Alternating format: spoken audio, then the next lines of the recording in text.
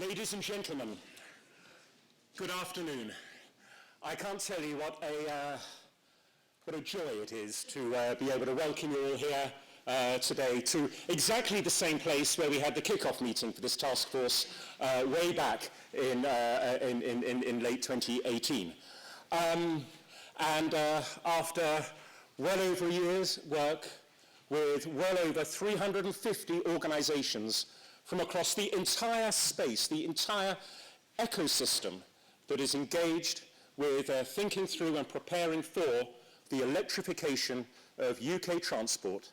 It's a wonderful moment to be able to say that now is the day when we are able to launch, to let loose the proposals that group of people have, proposals aimed at industry, aimed at government, but most of all aimed at making sure that we do everything we can in this country to enable a fantastic electrification of transport infrastructure to flourish.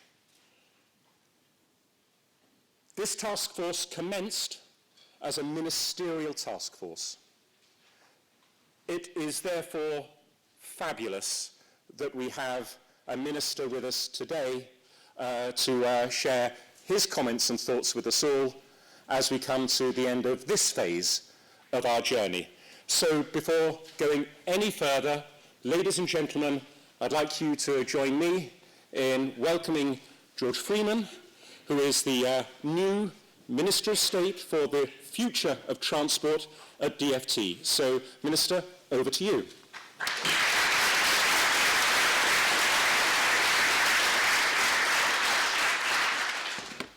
Well, Phil, thank you. And at the risk of going all Olympics on you, hello, Manchester. I think we've got people upstairs on Henman Hill. So oversubscribed has this been. Look, I wanted to come today. It wasn't actually on the official round of ministerial speeches, but I wanted to come early in the new year to give this speech and to signal my and the Department of the Government's support for what you're doing, and genuinely to thank you. It's easy to commission reports in government. I've done a few on the other end as well. They're not that easy to put together, and I think this has involved about 350 organisations in a whole series of work streams. So can I first start by thanking you for all the work you've done. A lot of it I know on these reports is not always glamorous, but it's vital work, and talking to the teams involved, I'm hugely reassured at the level of mutual understanding and the difficult work that you've done on developing a shared platform of knowledge and understanding of metrics and all that stuff that is vital, actually, if we're going to be able to move ahead at the speed that we need to. So my particular thanks, Phil, to you and to the task force for inviting me here, and thank you all for coming and for so many of you for being here. Look, as Phil said, this is a new role at DfT. The Prime Minister has created a new Minister of State, so working with the Secretary of State to help DfT grip the scale of the both technological changes in transport and the opportunities for the UK in that, and the pace and the urgency of decarbonisation and modal shift and modernisation of transport across our society. And what I've tried to do in framing this future transport strategy, we've created a new directorate inside DfT, so I'm specifically on Prime Ministerial instructions, not a modal minister. I'm not a road or a rail or an aviation or a shipping minister, which in itself is a big change for DfT. My focus is on the 3 Ds: tackling disconnection, decarbonisation, and digitalisation. And you, better than anyone, will know exactly why those 3 Ds go together.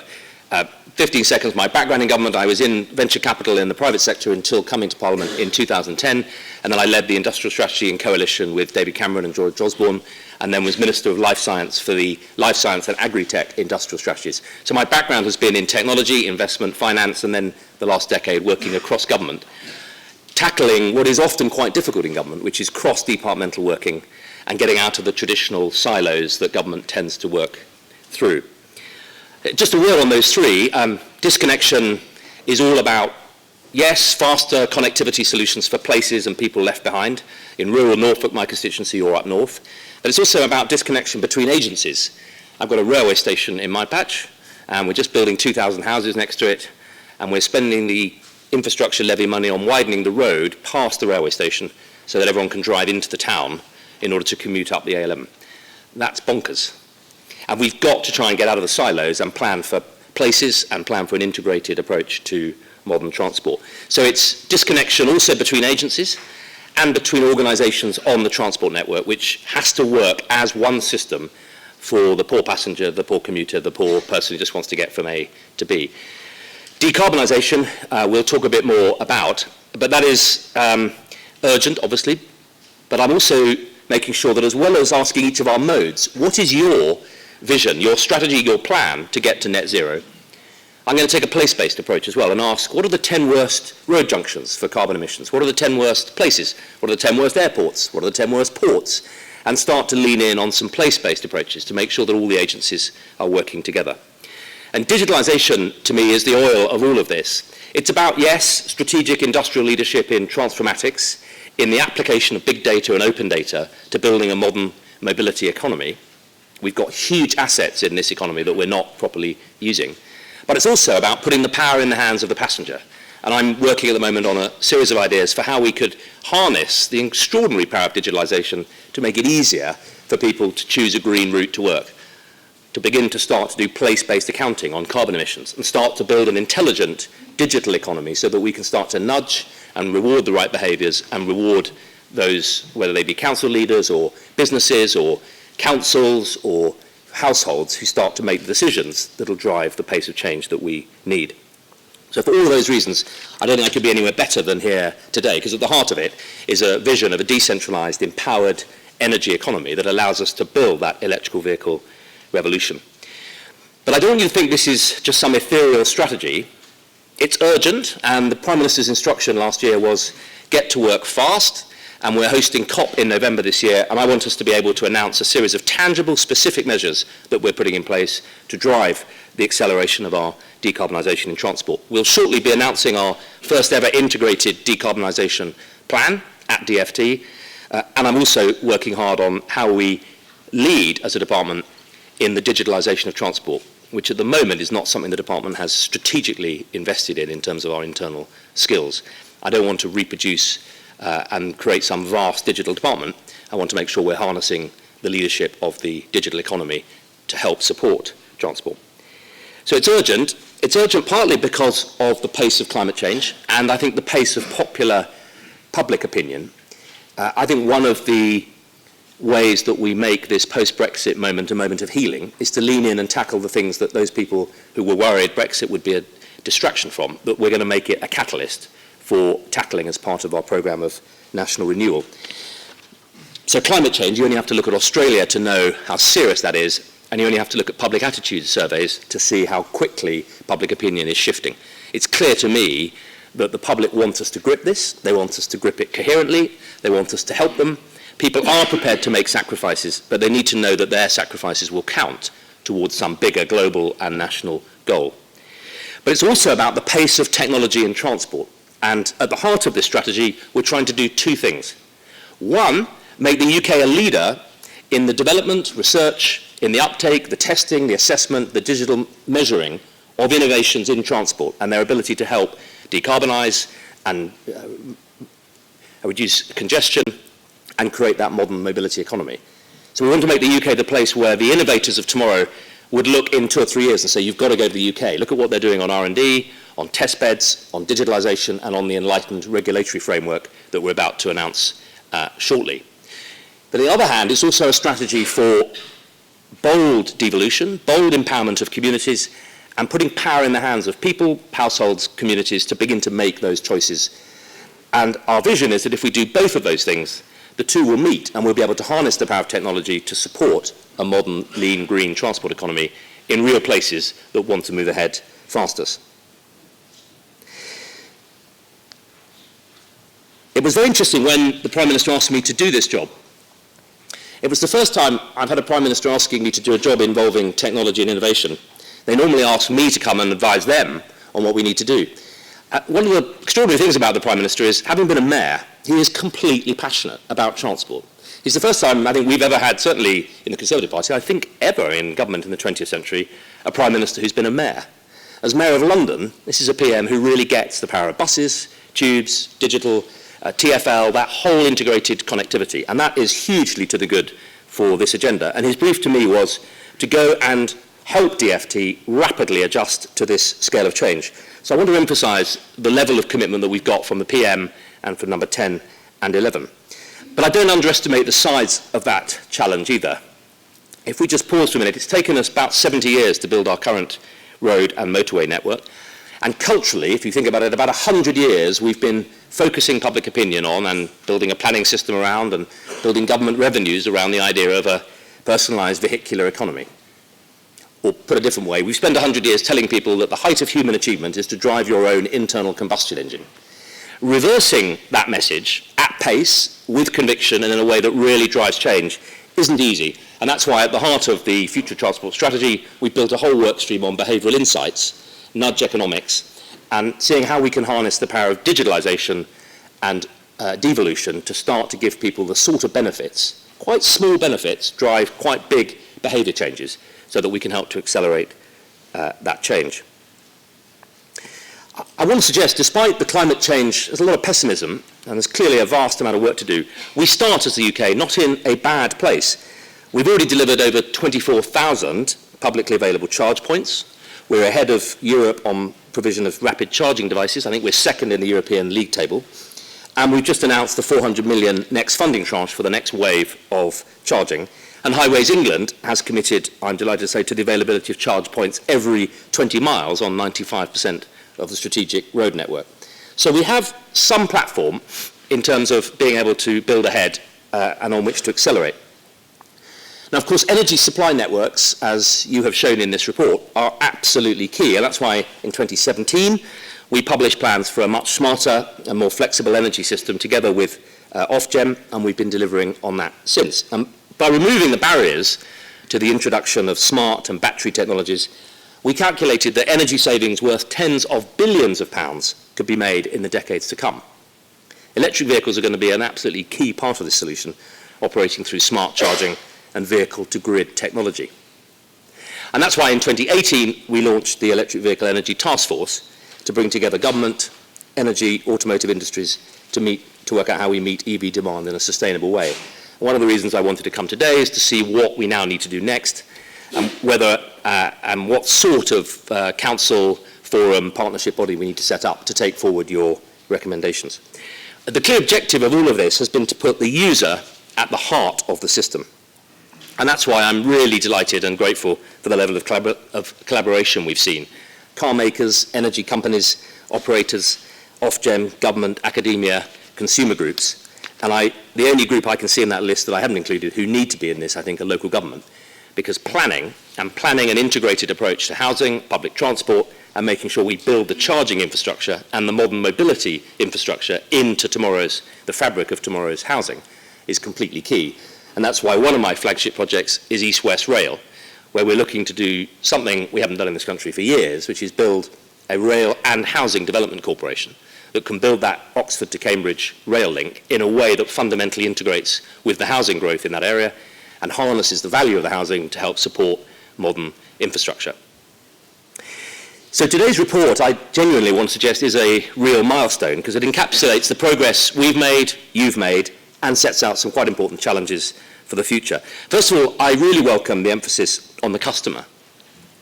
For the transition to EV to be a success, we're going to have to move from the first adopter, the early adopter, the experts who are online and telling us exactly how it needs to be for them, to the mass adopters, to the people in my constituency who don't really care. They just want to get from A to B, and if we can save them some money and help them contribute to making it a cleaner and greener society, they'll come with us. But most of all, they've got to get from A to B in time to drop the children at school and get to work and live their lives. And that focus on what people actually want rather than what we think they want is really, really important. Secondly, the emphasis on building a proper network of charge points that's smart and digital and connected. So that all EV drivers should be able to easily locate and access parking infrastructure and charging infrastructure and find out key bits of information like the charge point's power rating and whether it's available or in working order.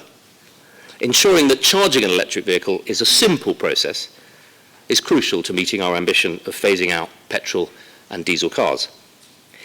And third, I strongly support the Taskforce recommendation that public charge point operators and owners must make data openly available to EV drivers. And that's why I've asked OLEV, the Office for Low Emission Vehicles, to work closely with industry to test options.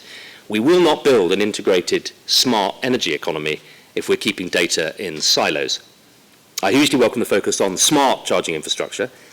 That's why we recently consulted on proposals for smart vehicle charge point regulations. And we are actively working with BEIS and my fellow minister at BEIS to look at smart energy, smart metering, data and consumer engagement and protections. And lastly, we're working on technical requirements for smart charge points with the BSI, and this includes standards for smart charge points, interoperability and cyber security. We have to build a network that people can wave their phone at and be happy that their data is secure and being used properly. And I say that having been the first Minister for Digital Health. Get this wrong and we'll drive consumers away. Get it right and they'll come with us on the journey. We have to make sure we've got it right before we ask consumers to trust us. Our aim for smart charging is to maximise the use of these technologies to benefit both consumers and the electricity system and the automotive industry in supporting the transition to EVs. And it goes without saying, we welcome further suggestions from this group to help us achieve that. Because it isn't just the job of government, as you've recognised. This is going to require fundamental levels of collaboration, particularly on issues like roaming, to make it easier for drivers to pay to charge their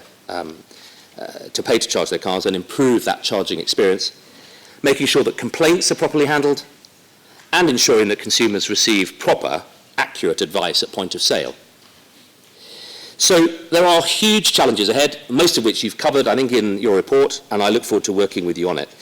It sets out some really clear actions, and I look forward to picking up with you how we sit down and put them into practice together. I wanted to close by just asking, what really should we be aiming for? 2050 seems a long way away. It isn't, actually. It's 30 years. When I was 20, 30 years seemed a very long time. Now I'm 52. 30 years seems like the click of a finger. And if we think in terms of the pace at which government usually works, the pace at which departments in Whitehall normally work, it is immediately clear that to make this work, we're going to have to decentralise, and we're going to have to incentivise, and we're going to have to go with the grain of customers, passengers, users, drivers, and incentivise local authorities and those who are responsible for building our environment to make sure that they get this right. But I want to suggest some targets on the road to 2050 that we might hold in mind. By 2024, that's 4 years. I don't know about you, when I hear 2024, it seems like 20 years away. It's only 4 years. I'd like us to think about more than doubling the number of rapid charge points to over 5,000 through our work to stimulate infrastructure investment. And if you think about what that would do, I think it'll help to give even more people living right across the country the opportunity to drive an electric vehicle. And I think we need to think about getting the balance between following where the uptake is and investing to reassure and show tomorrow's purchasers that we're building for them. And that's why we intend to consult on bringing forward the 2040 target to end the sale of petrol and diesel cars. And we've committed, by the way, that all central government cars will be electric by 2030. I know that industry have set themselves demanding targets too. I was really cheered to see that Volkswagen recently raised its electric car production forecast for 2025. And the same year, the whole of the Audi group intends to have more than 30 electrified models in its product range, 20 of which will be fully electric. So we've got momentum, we've got know-how, we've got industry commitment. We haven't shied away from setting ourselves some really ambitious goals. Many of us still, probably some in this room perhaps, many people in this country, I think, haven't yet made the shift from this being an idea, a nice speech, a strategy, an ambition, a target, an aim, a goal, a vision, to being an actual practical reality that we are going to do, and all of us are going to have to get with the programme. And I believe that public opinion has shifted in the last 6 or 7 months. Now, experience of knocking on nearly 10,000 doors during the election campaign showed me very clearly, of all ages, all generations, there was an overpowering wish to, yes, get Brexit done, but to make it worthwhile by showing that it'll be a moment of profound national renewal. And the reason the Prime Minister's put such emphasis on this agenda is that he knows what I know and you know, is that this goes right to the heart of both the daily lived existence of all of our fellow citizens. Everyone uses the transport system, pretty much, just about, at some point every day. So it's fundamental to the lived experience of communities, families around the country, but it's also fundamental to this country's economic future, our environmental sustainability, and our ability to lead the world in the 21st century economy of green energy, green investment, green jobs. Get it right, and we will really be able to say that we made this a moment in which, out of the last 3 years, we set ourselves a bold Olympiad-style agenda that everyone could be inspired by. Our job mutually, yours and mine, is to make sure the plan is realistic, that we're honest about the roadblocks and the pitfalls, we grip them, we work across government, and we put in place that infrastructure, that network, that joint vision, joined up across government, that means we'll actually be able to deliver. Thank you for all the work you've done. Thank you for all those who can't be here today who've been part of it, and I look forward to working with you on making sure we actually deliver the road to zero.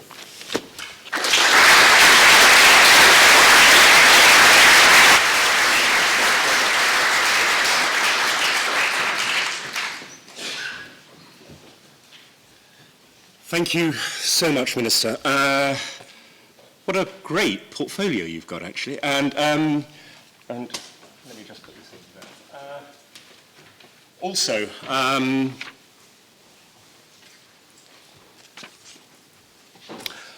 thank you very much for what was, in many respects,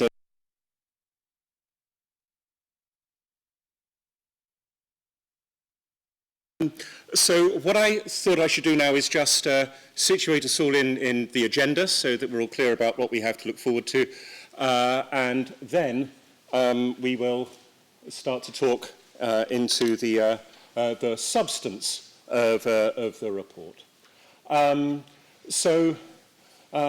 In a second, I and Andy Eastlake, the MD of the Low Carbon Vehicle Partnership, who have been the engine room behind this, this work, will just give a very high-level overview of some of the background and the approach that we've taken in putting this together before we get into the real nuts and bolts of what this has been all about. The proposals that are contained in the report, the 21 proposals grouped under 5 themes, an opportunity to hear from some of the subject matter experts who have led the work groups that pulled those together, and then an opportunity to interrogate them, to understand where they're coming from and ask your questions to get greater clarity about what lies behind those proposals. At that stage, I'm sure you'll be grateful for a coffee break, so we'll have a few minutes just to sort of adjust ourselves, and then there'll be a broader debate, not with people who have been intimately engaged with the work of the task force itself, but representatives from the broader set of stakeholders, so that we can start to interrogate some of the questions here from a diverse set of perspectives. We'll then finish with a few thoughts on where we go from here, what our options are, what might we want to do next, and then after some closing comments, we'll have an opportunity to network, socialize, and celebrate a little bit, I hope, in a reception elsewhere in this building. So that's the game plan that should take us through for the next 3 or so hours.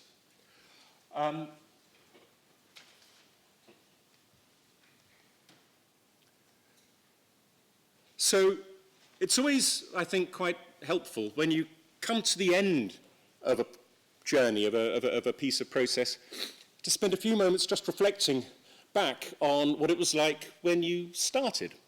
And I mentioned at the beginning that the kick-off meeting for this task force took place here back in September of 2018.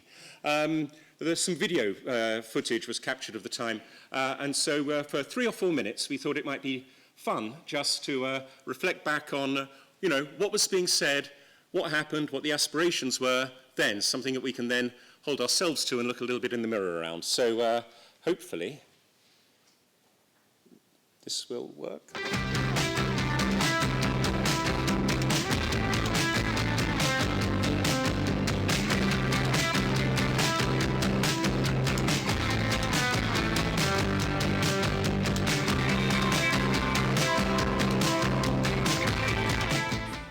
OLEV's role is to try and facilitate the early market of ultra-low emission vehicles and to make sure that we're setting the groundwork for the transition. The Taskforce is really bringing together everything on the energy side.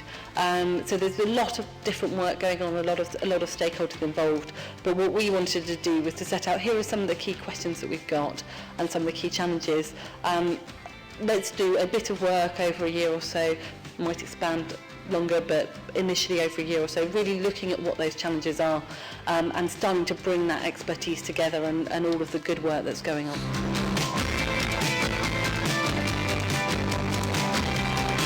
What we need to do in the task force, what we've been asked to do by government in the task force, is act in a sense as a convener, bringing all of this work together in one place, synthesizing it, playing it back to the sector to test for consensus, and then in an ideal world, compiling that into a powerful, compelling set of recommendations that are at the one level, pointing out to industry and to government the clear, no regrets things we have to do now to keep the option open, to be able to play into this electrified transport future, but also to point out some of the things that we should be looking out for as we prepare ourselves to deal with some of the things that are remaining uncertain in the future.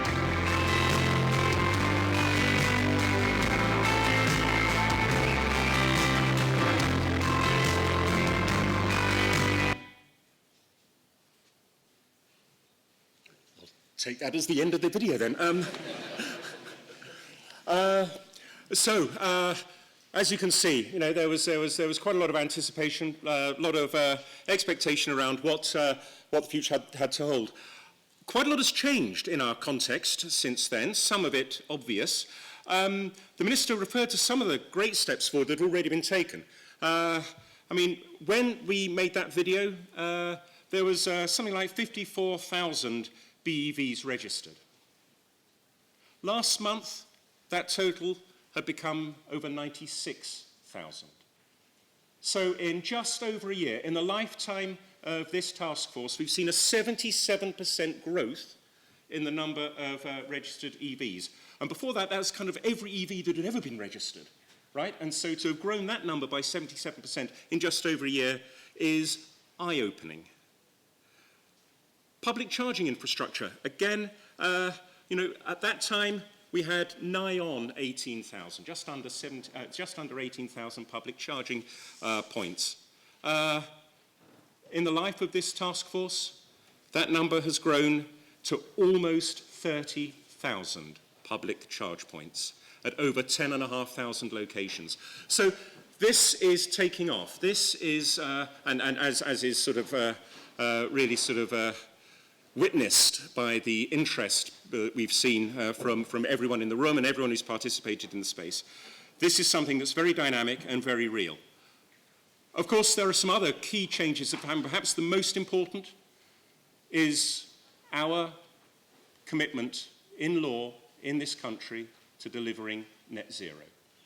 That gives a focus, a mission, and a purpose behind this work that I think puts it onto a different level and really underlines the criticality of what we collectively are working towards here. And of course, we have a great opportunity at the end of this year when our country hosts COP26. And I was so pleased to hear the Minister make his commitments around and his ambition clear around wanting to make some really clear announcements around what we're going to do in this country to lead the world. Now, we touched on it before, but this has been a massive effort involving multiple stakeholders. And before I go any further, it would be wrong of me not to acknowledge and to thank the hundreds of people, possibly thousands of people from hundreds of organizations that have engaged with, contributed to, and participated in the process. Of course, these organizations were sort of providing the backdrop for it. But then a range of organizations stepped up, participated in the steering committee, the steering board for the work, and then took on the role of leading the work streams.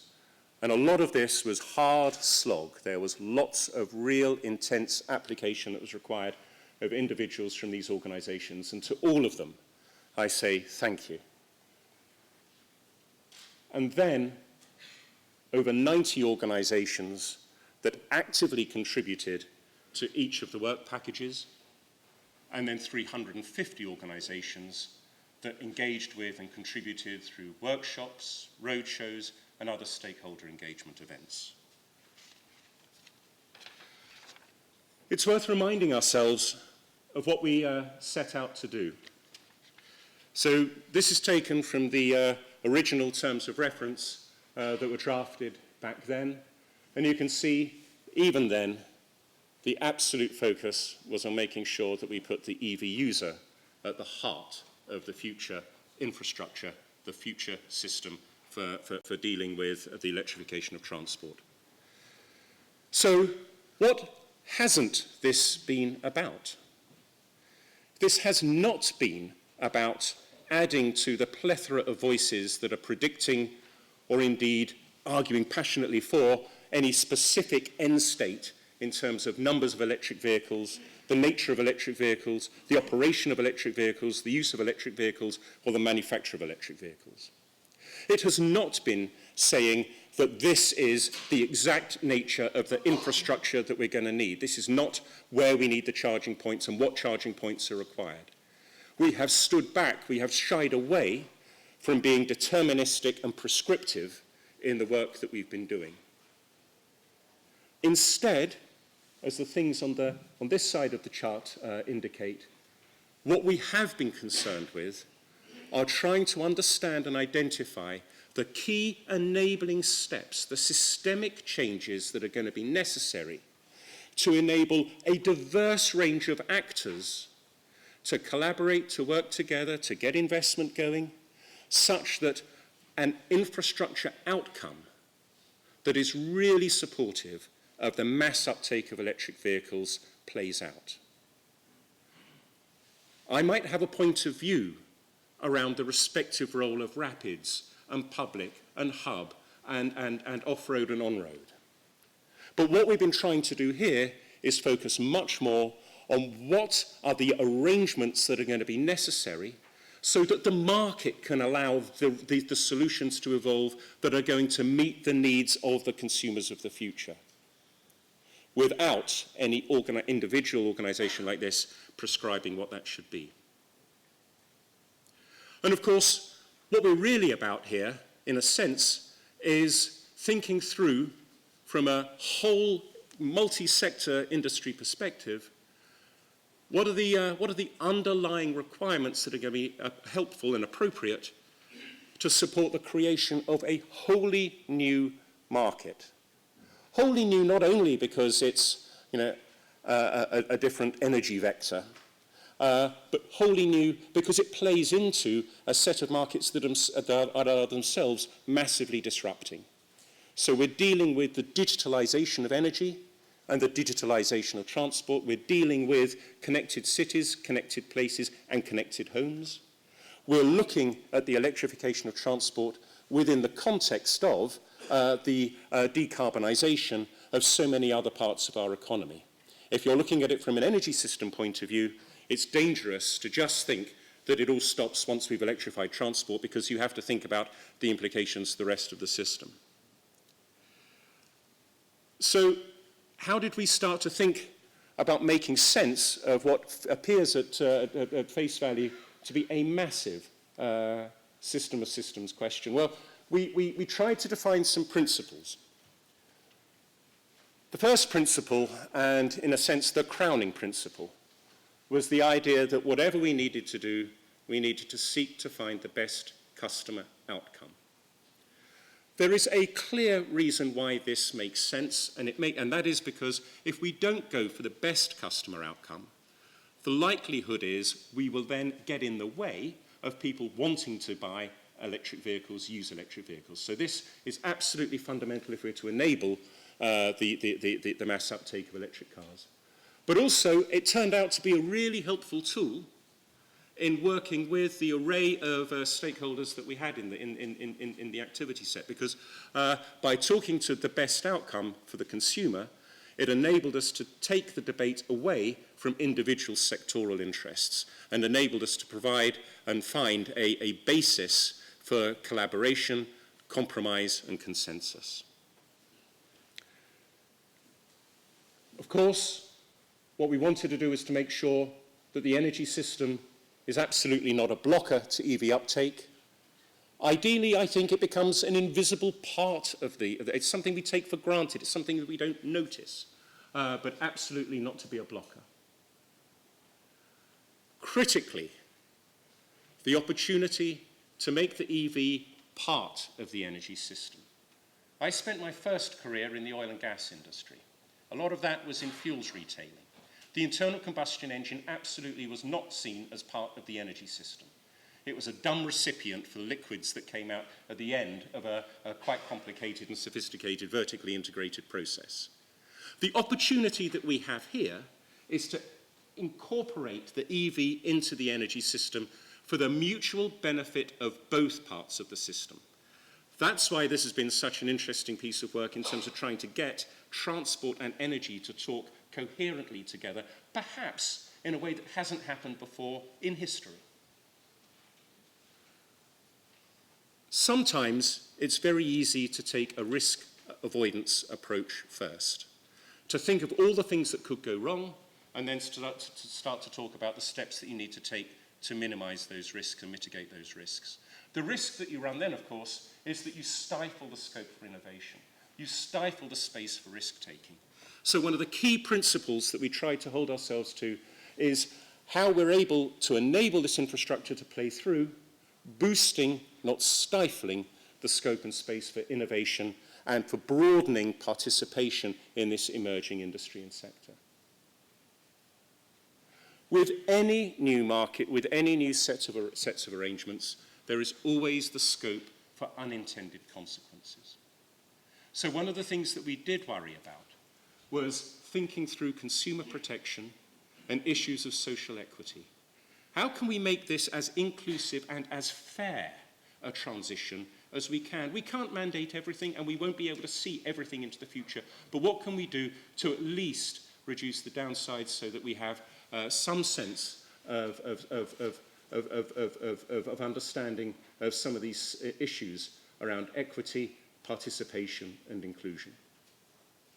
And finally, and critically, the importance of not looking at this in over any one particular limited time frame, but taking a multi-time frame view. So thinking about what needs to happen in the short term, but also understanding how that might play into a 2050 and beyond vision, and taking a whole systems view, not just looking at electrification of transport of itself, but thinking of the electrification of transport in the context of other systems and energy systems and broader transport and planning systems that need to be considered.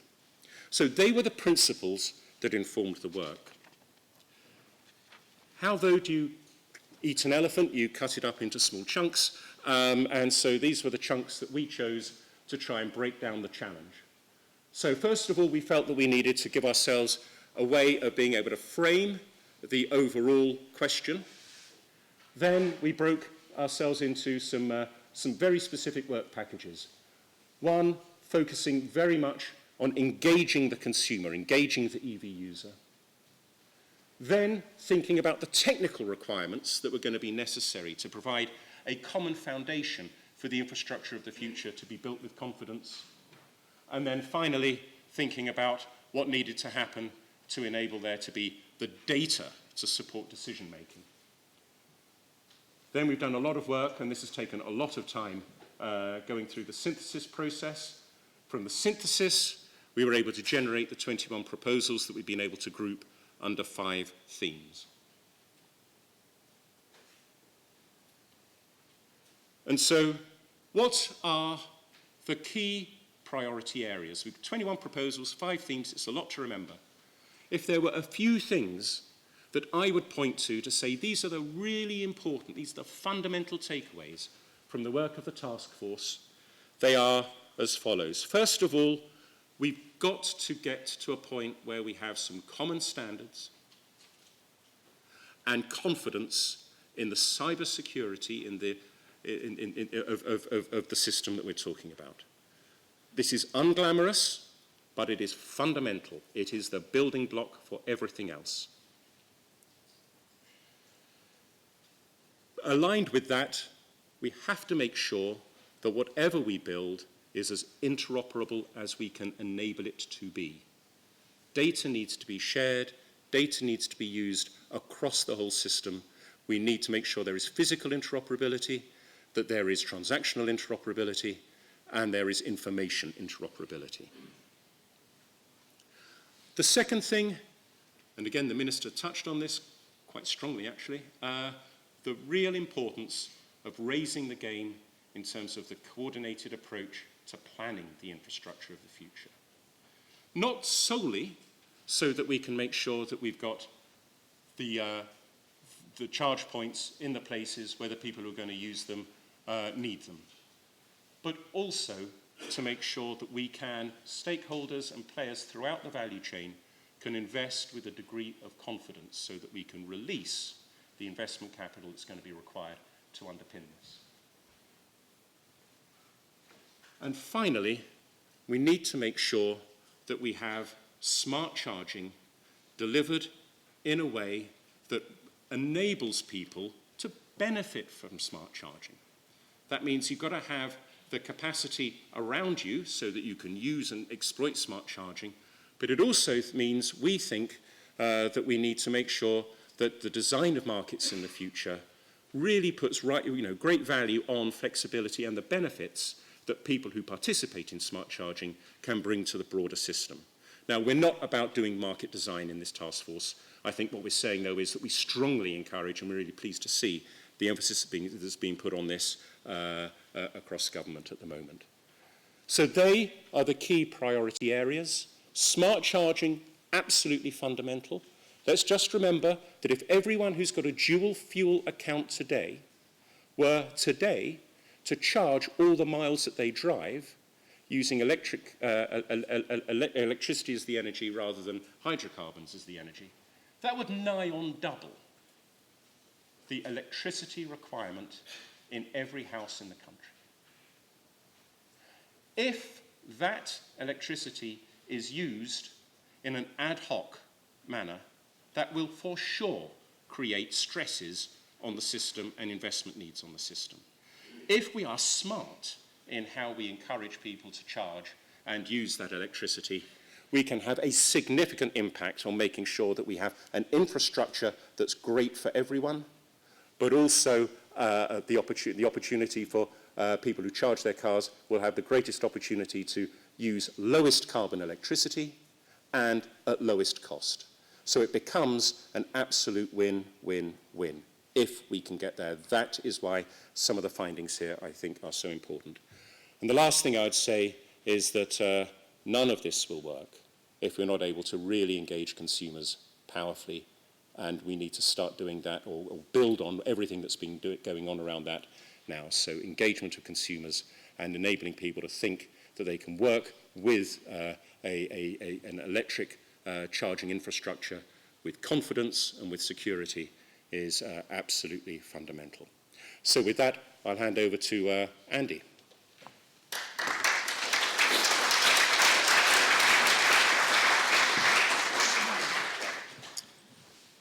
Well, I'm very encouraged that so many of you are still here, because normally when you've heard the 3 bullet points of what it's all about, lots of people would leave the room. So I guess you're all interested in the 21 proposals that we've got to actually get into the detail. Just prior to that, and I'm conscious that I'm the one that's trying to make up some time in the agenda a little bit as well, so I will gallop through briefly.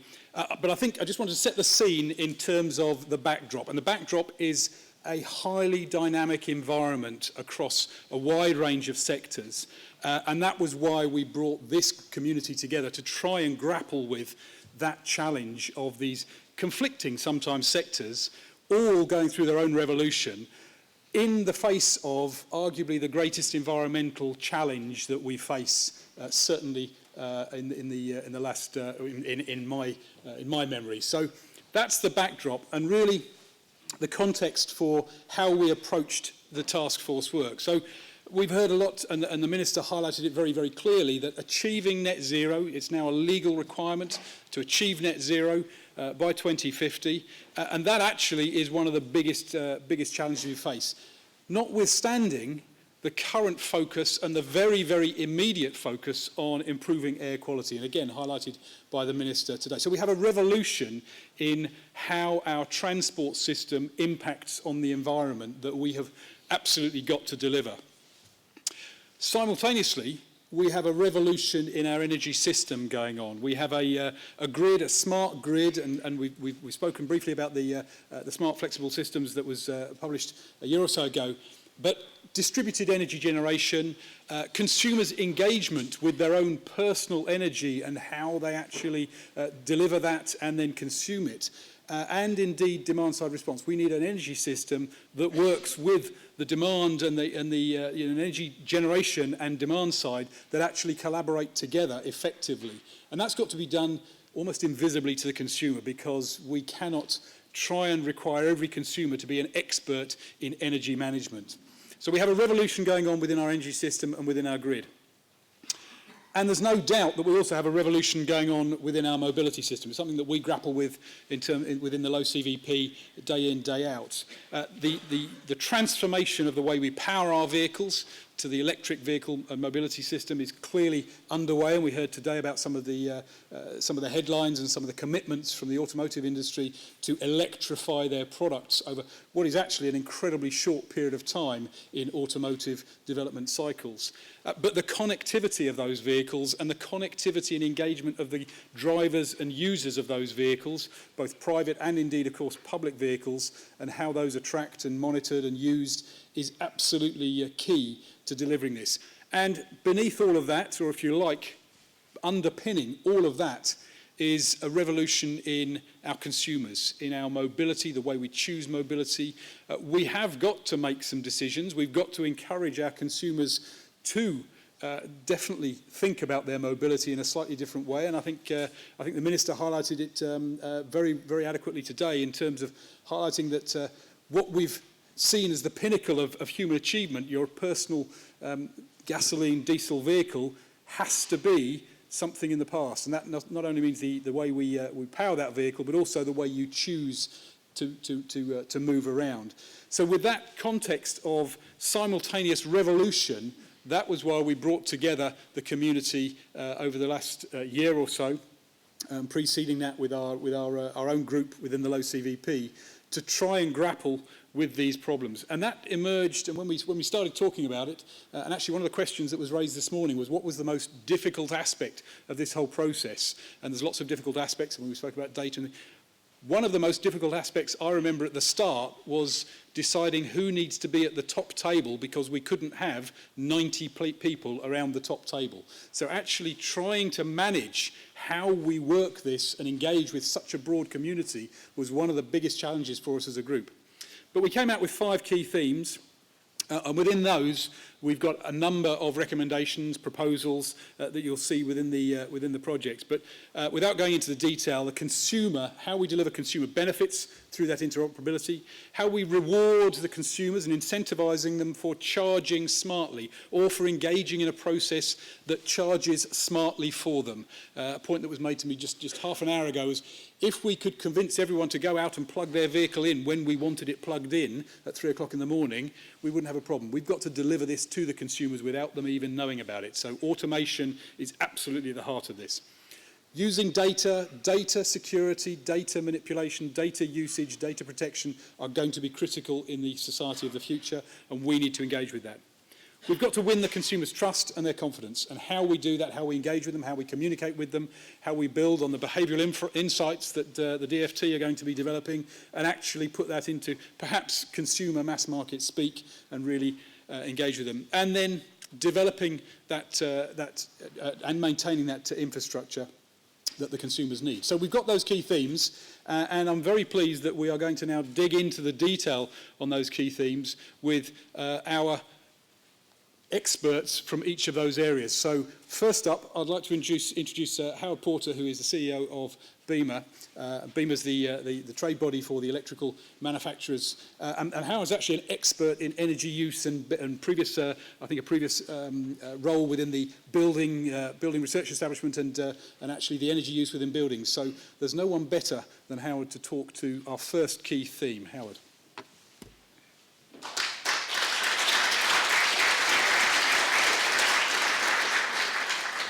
Good afternoon. Well, interoperability and standards, if you hang around for the next 10 minutes, great. Please don't disappear, because it generally is quite interesting, believe me. No one seems desperately convinced by that, I have to say. I think it's been explained by the speakers thus far that if we don't have interoperability, it's not going to work very well. And I say that as a driver of an electric vehicle. And on Friday, I had my EV charging point upgraded to a smart one. So on the way in today, I actually put the app on my iPad and tried to see what was happening next. So I do have come here with some direct experience of doing this. So we have to make sure, however, this works not just in my house, your houses, your businesses, but also when you charge on the street, when you charge in your business or in a forecourt. So a high degree of interoperability based on standards is very important to ensure that we don't have multiple systems trying to deliver all of this in multiple ways, some of them good, some of them bad, but none of them talking to each other. The little bit of experience I also have working in BEAMA with some colleagues in the room is also how we did smart metering interop, and that was difficult enough, believe me. This is probably a challenge beyond that, and we all need to make sure we all work together to ensure that that is actually delivered. And I think about this, we are now at the start. We're trying to make a niche market into a mass market. And in order to go between niche and mass market, there are some fundamental changes that are needed. I think, to be honest, that probably covers all of the recommendations, is how we make that. So there are some, in the report, you'll see that there are some specific recommendations. We haven't time clearly to go into each of those in enormous detail. But first one, lead the way in reviewing international interoperability standards. Now, interoperability, I'm sure all of you have your interpretation of what that means, and that's half the problem, because we all start off from a slightly different understanding of the term. And international interoperability, that's going to be interesting. So how do we do that? And I think we have to work clearly within the standardization organizations, both within the UK and elsewhere, to make sure to what extent we can do that. Phil mentioned the recommendations to do a review of what's been there. There have been reviews in the past. We need to try and make sure we fully understand what has been done and what the easiest ways to achieve the next steps are. Linked to that is really ensure the best international practice is applied to development of charging infrastructure. And cyber security is mentioned there. Now, clearly, if we find out that this rollout has been achieved in a different member state of the EU or in the US or in China, we probably should take note on how they've done it. Not all of those solutions will be completely applicable in our system, but most of them are worth looking at to see how much we can take from those into make it. Clearly, our ongoing relationship with our European partners post-Brexit is very important to make sure we can continue to have cooperation in taking that forward. And in the press briefing earlier today, we briefly covered that it's rather difficult to have a car for Germany, for the UK, and the products that support it if they're not in some way the same, if not the same, as elsewhere in Europe. The next, I think, is enable roaming services to deliver a seamless EV charging experience between public charge points. Over the drink later on, I'll tell you a story about driving an EV around Europe last summer. Very interesting. Interoperable, it wasn't.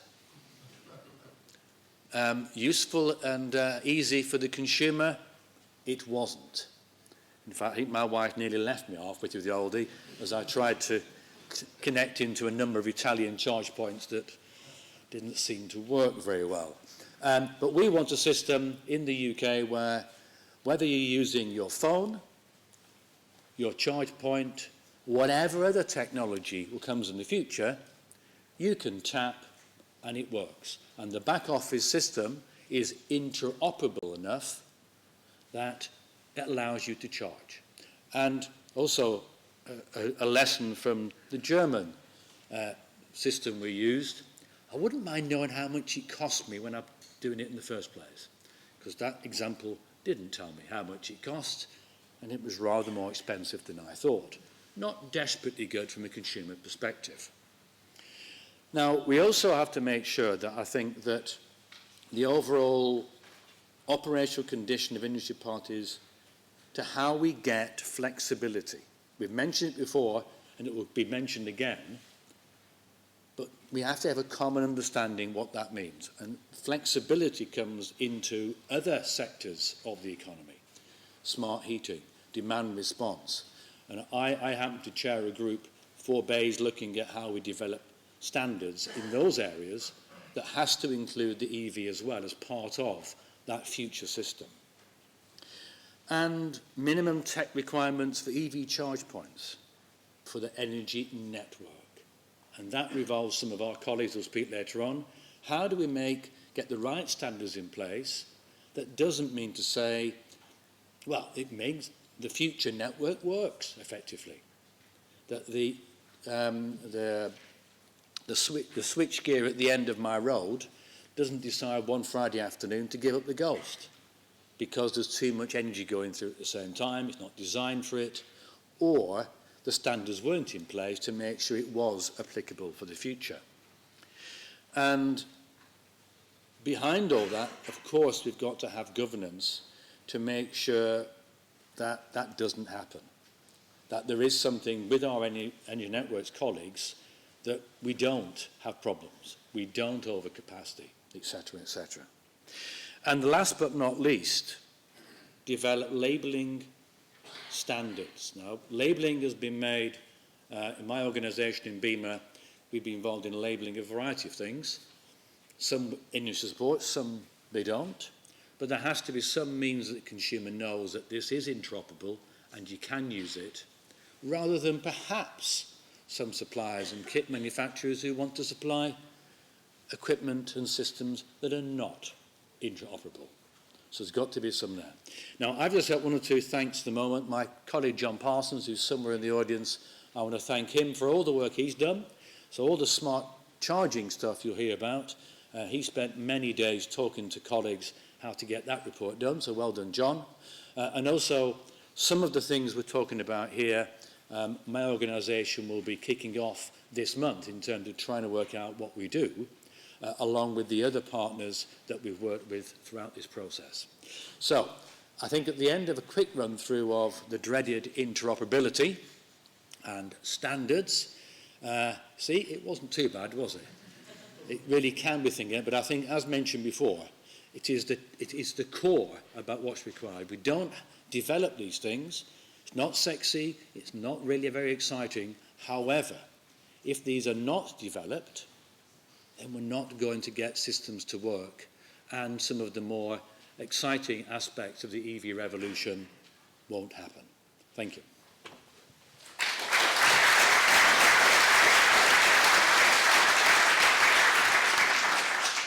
Thank you, Howard. Our next expert and grafter, I would say, and all the people you will see here have absolutely grafted in delivering this. But our next expert is Sam Hollister, who's going to talk about the next series of proposals. Sam is the Director of Economics and Corporate Services at EnergyUK, and actually he's got a very broad experience, including some time in UK government and I believe over in Europe at DG Enterprise. So here's a man who knows how to join up some of the thinking across a range of areas. Sam, please.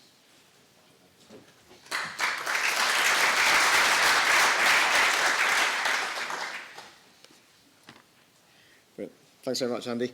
As Andy said, I'm Sam Hollister, Director of Economics and Corporate Services at EnergyUK, and we led on Work Package 2, which was all about engaging the customer in smart charging. Hopefully you'll recognise by now, just with the amount of conversations we've had already, that we really put customers at the heart of this discussion. Each proposal was thinking about what this means and how we as future drivers or as future consumers of energy will participate in this and what's the best optimum solution. So what I wanted to do was just talk to you through three of the proposals from the second theme. Sorry, let me just click through. On how we can actually reward customers for charging smartly and what that actually looks like.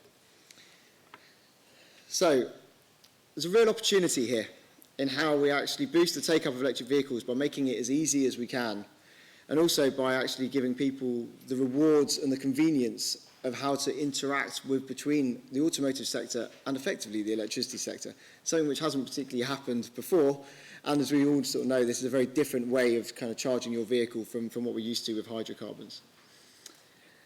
We need to do this in a way that we can either reduce costs or reduce carbon emissions and give consumers that choice in how we operate the system, and they can set their priorities and their decisions to that.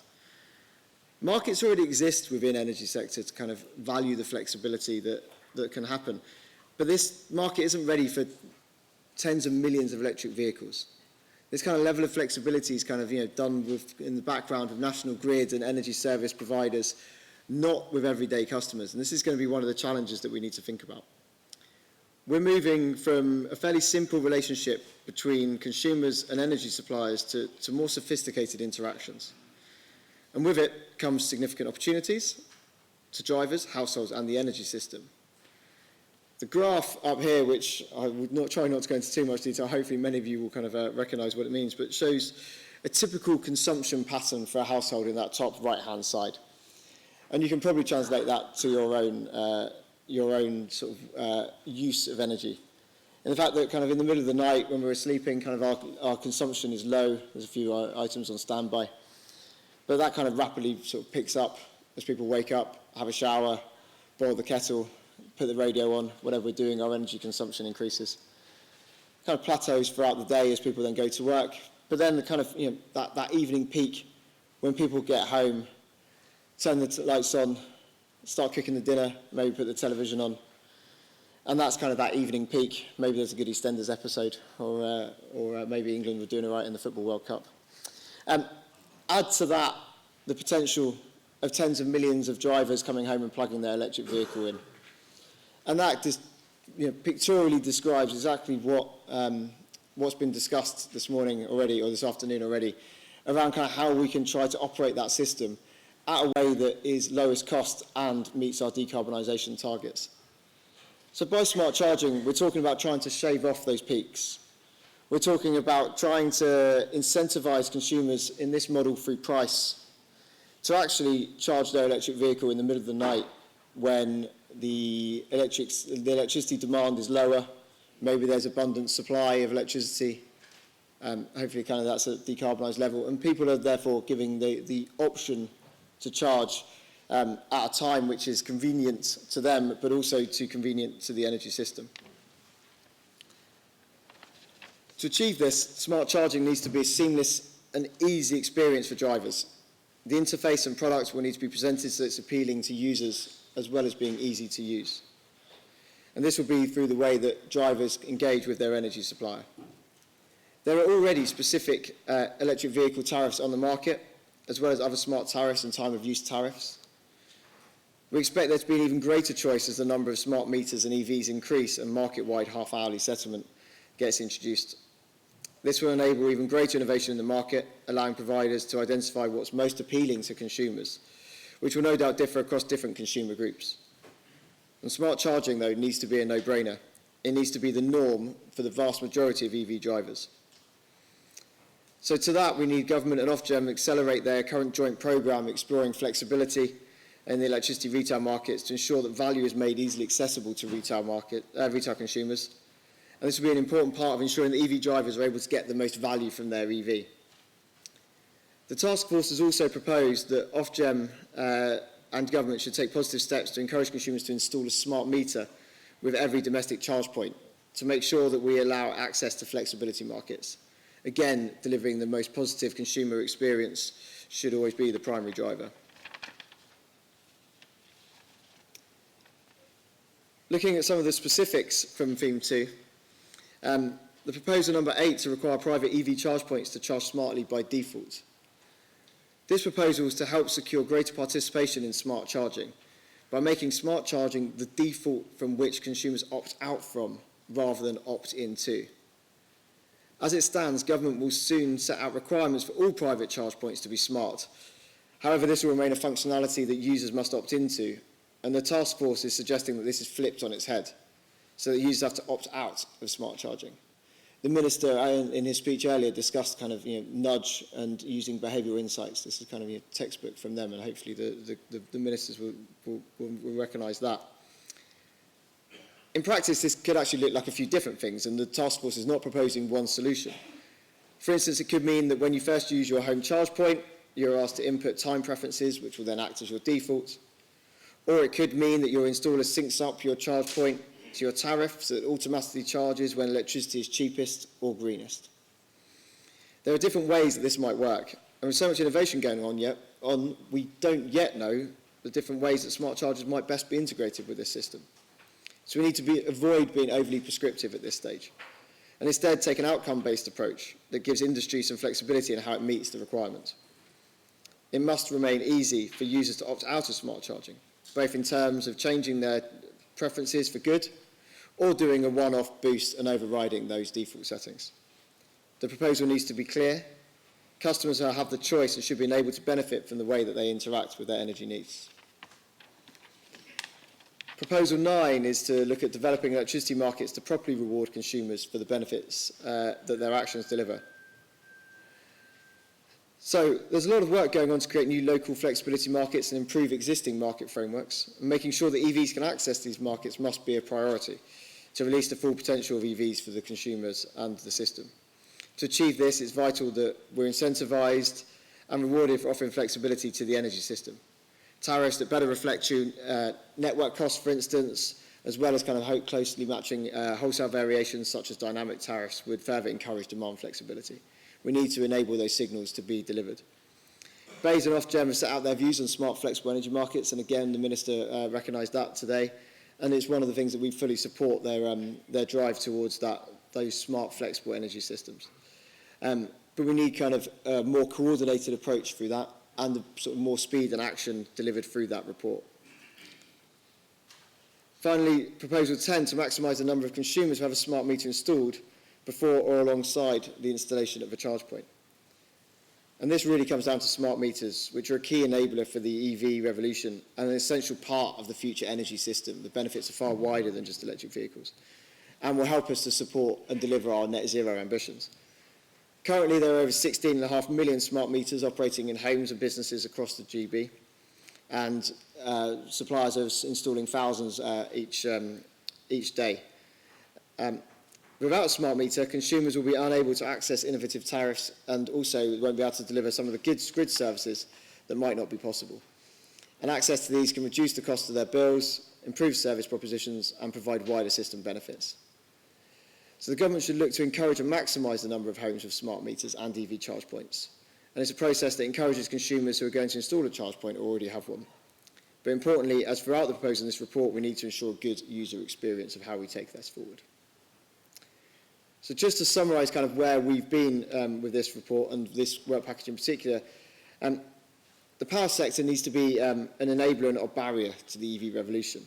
And smart charging is absolutely key to this in order to keep costs down and minimise the investment requirements. Consumers need to be rewarded for the benefits and be at the centre of any proposal. It needs to be consumer-centric and market-led. And above all else, smart charging must deliver a good user experience. And there's lots of innovation happening, which is vital to finding out what the most attractive smart charging propositions are. And at this stage, I think we need to avoid being overly prescriptive. But I think this report sets out kind of what the end goal for placing consumers at the centre of that is and where the innovation can take us.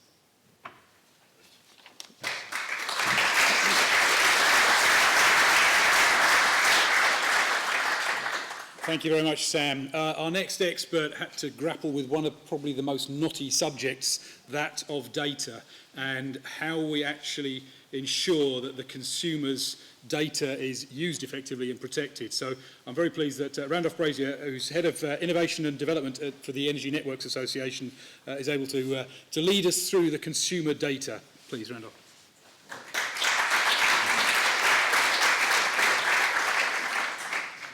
Okay, thanks, Andy. I'm Randolph, everyone, and I led the work package in the task force focused on data.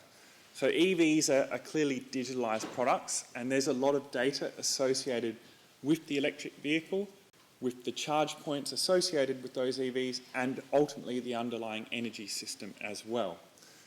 So unlocking this data and ensuring that it works together across those different systems is absolutely critical to optimising the whole energy system. One of the first things that we did in this group was look at what the actual data is. So we mapped out all the different data across those different areas, from the vehicle to the charge point to the energy system, what the data is, who owns it, where it is, where's it going to, what the use cases are, and there is a serious amount of data. There's a lot of different data streams coming from a lot of different people. So that was sort of the most eye-opening things, the sheer amount of data we're talking about. And that part of the report, which fortunately isn't in the printed version, is quite long. So when you see that online, it might be one that you might need to spend a few hours looking through. And I should actually say at this point, thanks to the group who worked on this work package and did this mapping, which was led by Jochen from GemServe, who's here. That was a massive piece of work, so big thanks to them. So similar to what Sam was talking about, we very much put the customer at the centre of this work stream. So everything we were doing with data, we wanted to understand, well, what does the customer need? What works for them, what does, what doesn't? Ultimately, we wanted to use data to enable customers to have a personalised charging experience that's optimised for their purposes and also other people who need it, like the underlying energy system. To do this, we founded our work on two key principles. The first one was around value, and it's making sure that if customers share their data, they get value from that. So that could be enabling them to optimise their energy use in their home and across their car, or it could be enabling them to participate in wider energy markets, similar to what Sam was talking about, but in the future, new markets that will emerge, for example, peer-to-peer energy trading, and how you might be able to use your vehicle to participate in that. The second principle was very much around access and privacy, which I think has been mentioned a few times already. But basically, we had the principle that the consumer owns the data, and they have the choice as to what they do with it, how they share it, who they give access to, where it goes, very much in line with GDPR rules. But also when that data is transmitted, it needs to be done in a safe and secure way that protects customers.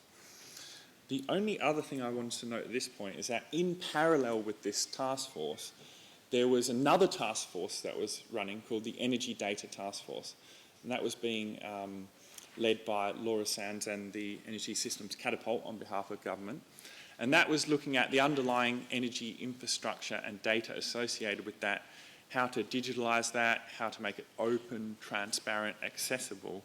And they made 5 key recommendations that essentially enabled that to happen. And we reviewed those recommendations as a part of this work, and we realised that actually those recommendations are going to be really useful to EV consumers, because if EV consumers have access to the wider energy system data, they will be able to use that data to optimise their charging experience and ultimately realise new revenue streams as well.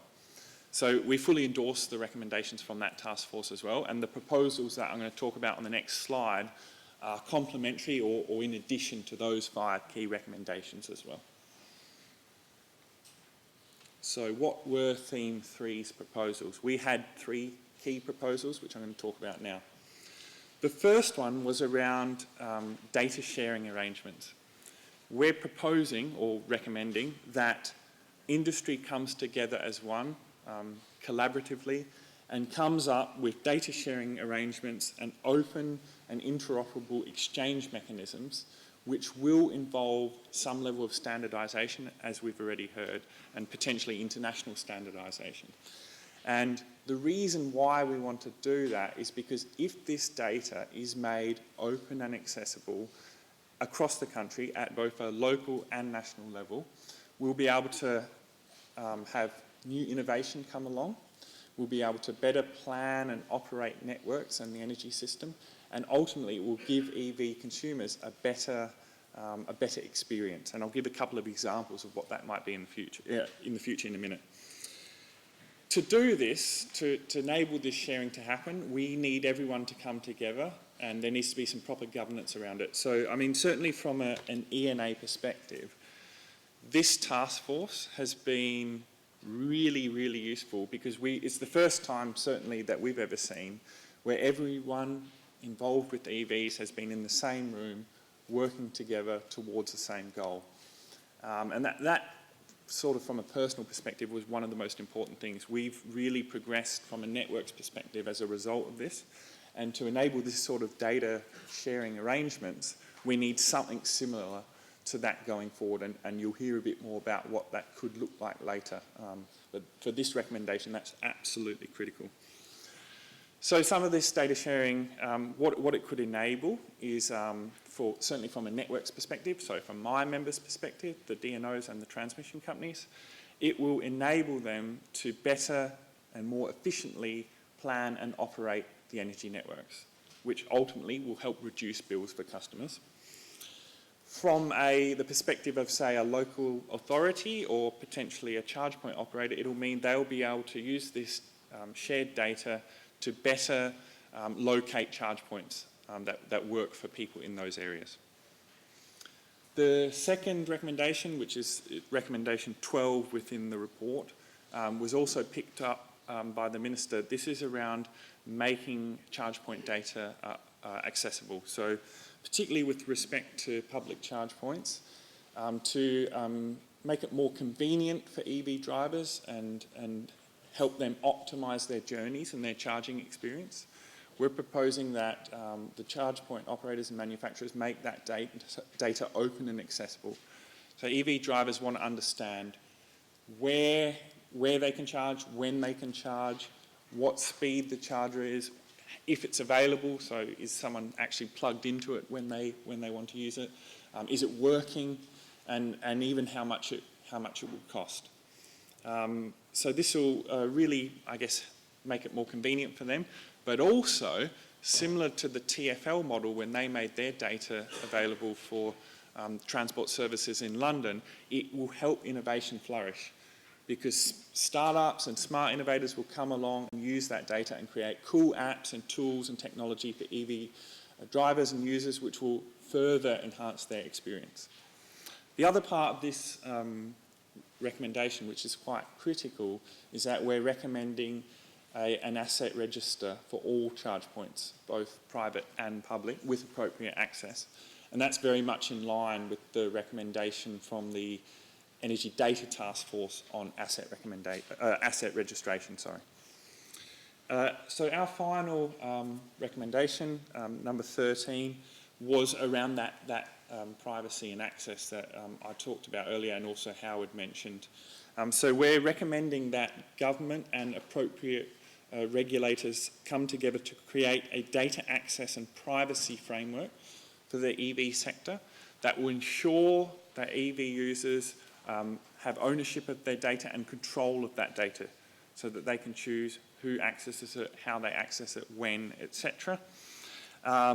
And ultimately, they need to know this at the point of sale. So they need to understand what data is involved with their car at the point of sale, and eventually, potentially, how they delete it if they want to, which is very much in line with GDPR.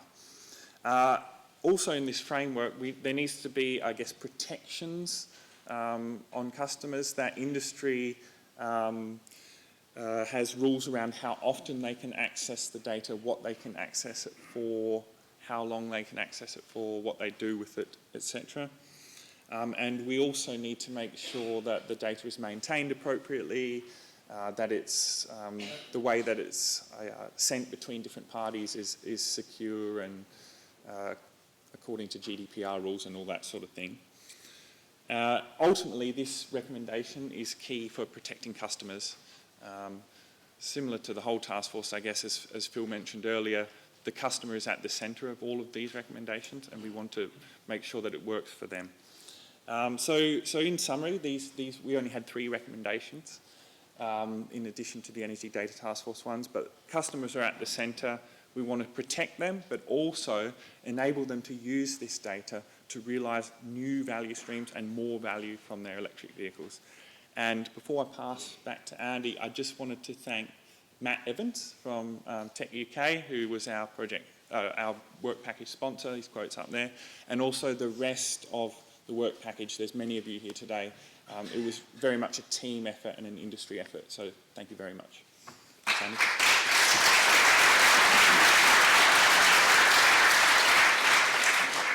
Thank you very much, Randolph. And that leads us naturally in that, and as Randolph mentioned, it's been mentioned throughout today, the consumer is absolutely at the heart of what we were thinking about, and every question we asked ourselves came back to what does that do for the consumer. And I'm very pleased to say that one of the focal points for that was Professor Jillian Anable, who is a good friend of the low CVP, and I know no one better who's able to cut through some of the technology and the geeky engineering speak and actually come up with what does this mean for a consumer. So Jillian, please.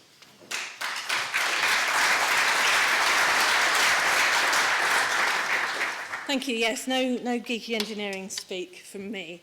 So consumers, users, drivers, customers, whatever, however we're going to class them, they're so needy, aren't they?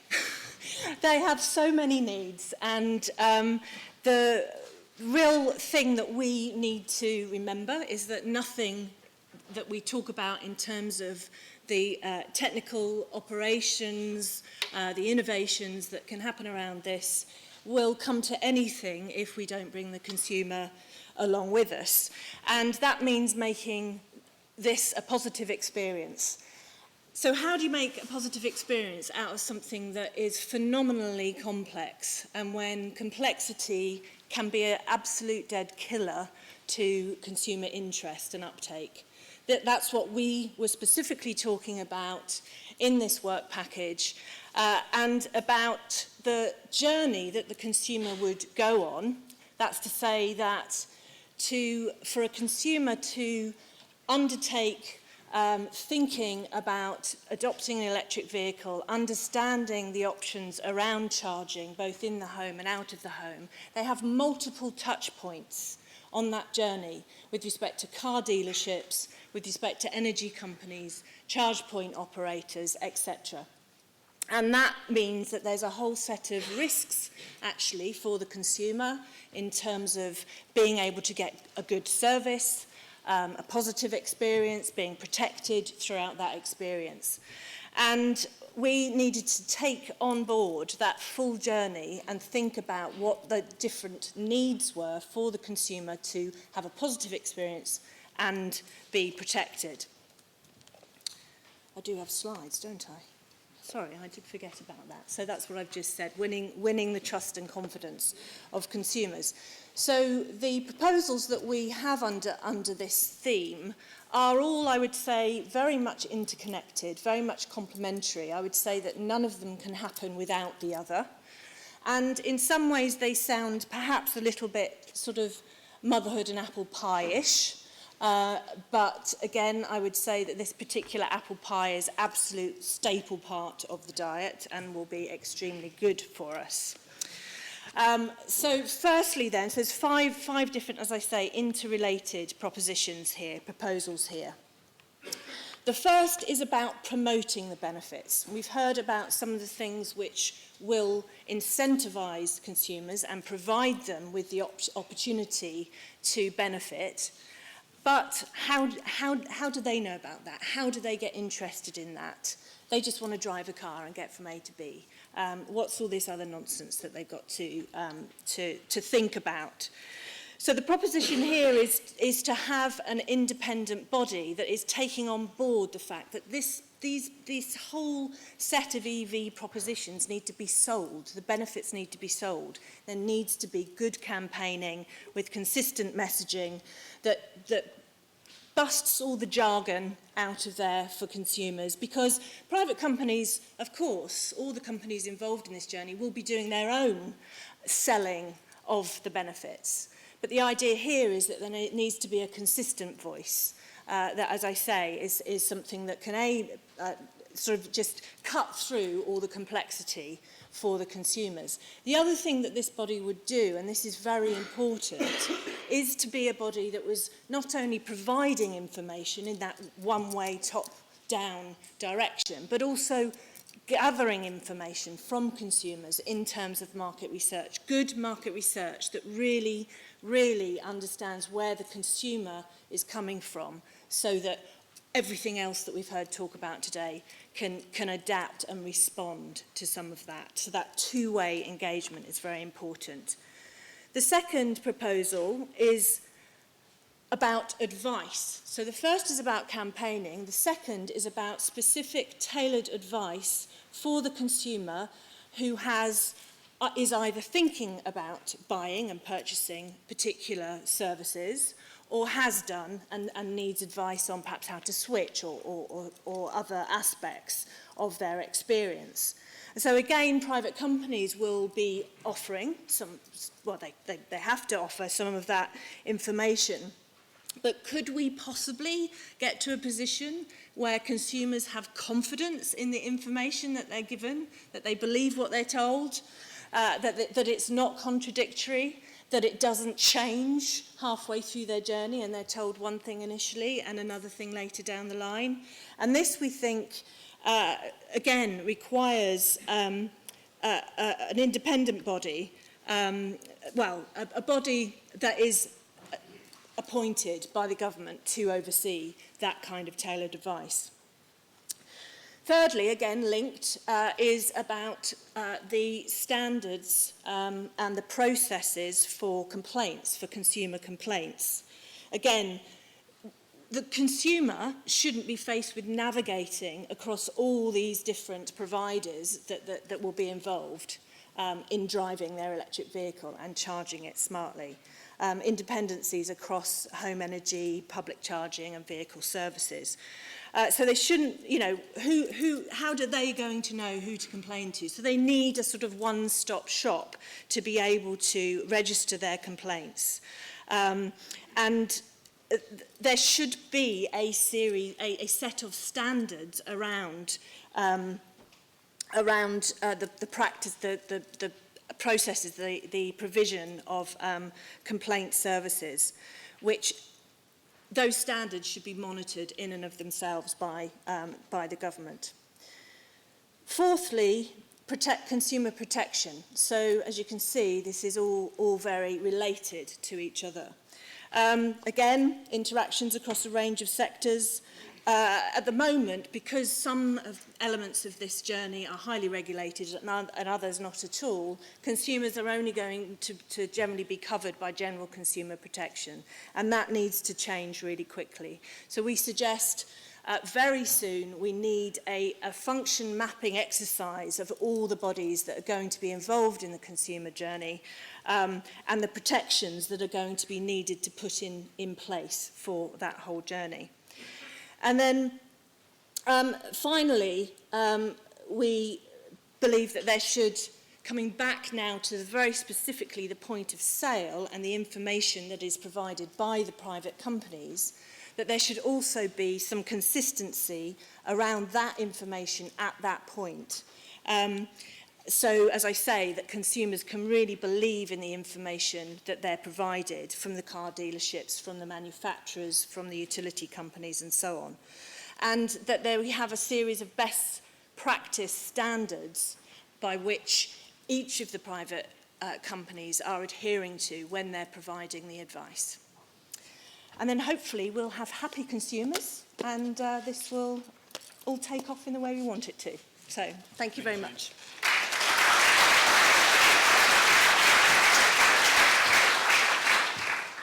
All we ever want is happy consumers. I can't agree more. Last but not least, I'd like to almost bring it back to where we started, which is, and really the original remit was, how do we make sure the energy system is an enabler, a supporter, to the uptake of mass electrification of vehicles. And sort of grappling with some of that strategic was an activity that our partners within the Energy Systems Catapult were the best placed to look at. So I'm very pleased that Richard Halsey, who's from the Energy Systems Catapult, is going to give us a quick overview on how we make sure that infrastructure is supported and in place. Richard.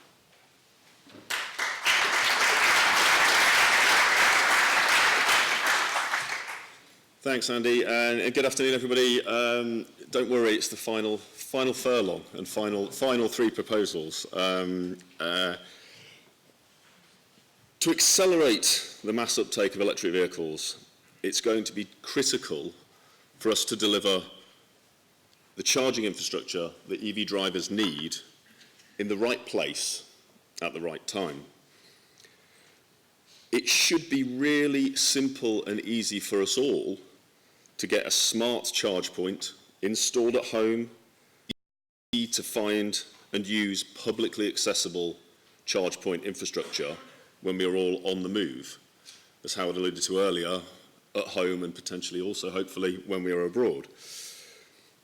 Now, through the Taskforce, many organisations, including local authorities, network operators, energy suppliers and service providers, charge point operators, EV manufacturers, told us that the road to zero needs better planning and coordination if we are to create a smart charging network that is truly integrated as part of our wider energy system. Now, a key aspect of the work area that I've been leading has been trying to think about how we can do that and how we make sure that is achieved. Now, in response, the task force has developed three key proposals. The first is that government needs to support and enable better forward planning and coordination of the rollout of EV charging and supporting electricity network infrastructure using more open and accessible data that Randolph alluded to earlier, and that this needs to be aligned to wider transport, energy and emission reductions plans at both a national and local level. The Minister, when he spoke this morning, was highlighting the need to join things up. We think there is an opportunity in the coming years for us to actually do that, but we have a short window of opportunity. The next couple of years in doing that are absolutely critical if we are really to achieve the ambitions that we have of integrating electric vehicle infrastructure as part of the wider energy system, which also relates strongly to the work that Howard was talking about and the need for interoperability and standards, which I, for one, actually find quite interesting and exciting, but I might be in the margins on that, I'm afraid. The second proposal is that, informed by the evidence from that better forward planning and coordination, Ofgem needs to ensure that the future RIIO-2 price control supports well-justified anticipatory network investment to deliver electricity networks that are able to meet the changing demands of us as EV drivers, and that they're able to do so confidently in a way that represents value for money and cost effectiveness for us as consumers, which is also in our interests, to ensure that the energy we buy, whether that be to supply our television, our lighting or our EV, is affordable for us. The final proposal is that there is a clear need for government to provide support, more support, to local authorities and other bodies with the planning, development, operating and maintaining of our EV charging infrastructure as part of a wider energy system, such that we as consumers can be confident when we go to use public charging that it works, that it's accessible to us, that the amount of time that we're going to have to wait for charging meets our expectations and requirements. That ultimately it delivers for us a charging experience that is hopefully better than that we enjoy today from our ICEs. That actually driving an EV is a choice that we all want to make, and the infrastructure that surrounds that and the wider energy system that is equally underpinning that charging infrastructure is able to keep pace with us as we all start to, potentially many of us start to adopt and choose an electric vehicle over a conventional ICE. So they're the final 3 key proposals from the Electric Vehicle Energy Taskforce. I think, like others, I'd just like to say a big thank you to a number of individuals that have been involved in supporting the work that we've been doing, thinking about the integration with wider energy systems. So Gordon Graham, Liam Lidston, Gareth Evans, Dave Openshaw, Susie Elks. I'd also like to say a big thank you to the other work package leads. The different areas we've actively collaborated and shared information, worked together. It's probably been one of the most challenging experiences for a number of us have had in trying to bring these various strands together. But I'd like to certainly say a big thank you to them for the support that everybody has given to tackling this task and pulling the proposals together that you've heard today. So thank you very much.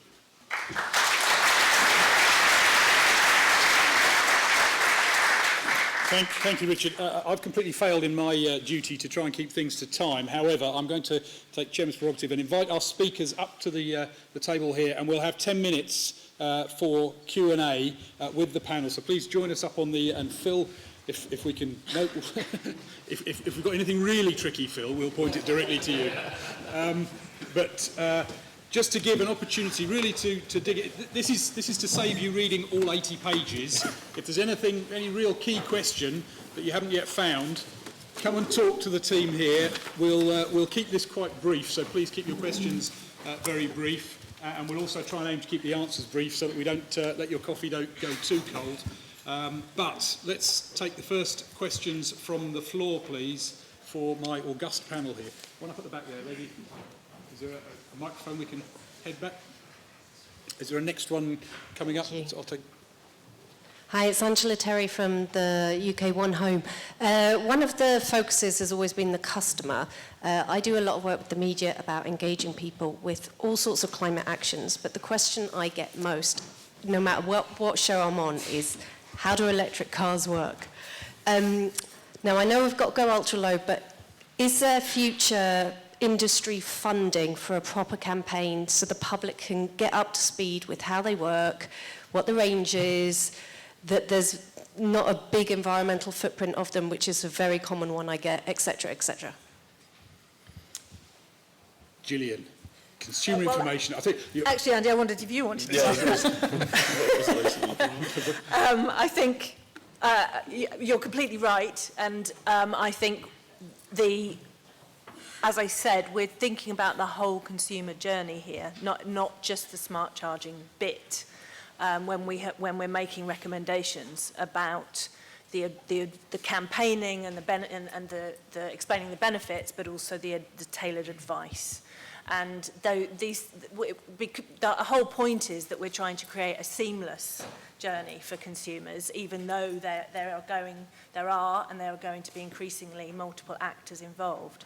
And so, yes is the answer, that has to include anything that consumers need to know about this in order to make it happen. And if that's, quite fundamental information about how the cars work, if that's necessary, and that's also important in what you say, I think, is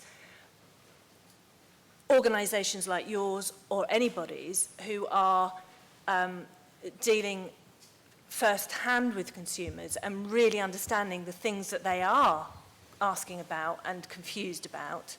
we mustn't assume that we know what information they need and what they want to know about. We have to incorporate into this two-way engagement process of really understanding where they're at and starting where they're at with the information that we provide. And if the sorts of things that you say are what we find out, then that's what it will need to do. Just to add to that, I think we absolutely support that from the low CVP. It's a key area for us. And if you like, our commitment to the continuation of this group that we've got together is to grapple with that specific subject very, very coherently and try and give some common messages about some of those questions that you're raising and some of the things that come out in the media, rightly or wrongly, on the questions around environmental footprint. So it's absolutely key to how we engage consumers going forward. So you're right to raise that. Thank you very much. Take another question down here, please. Hi, Clem Cowton from Octopus Energy.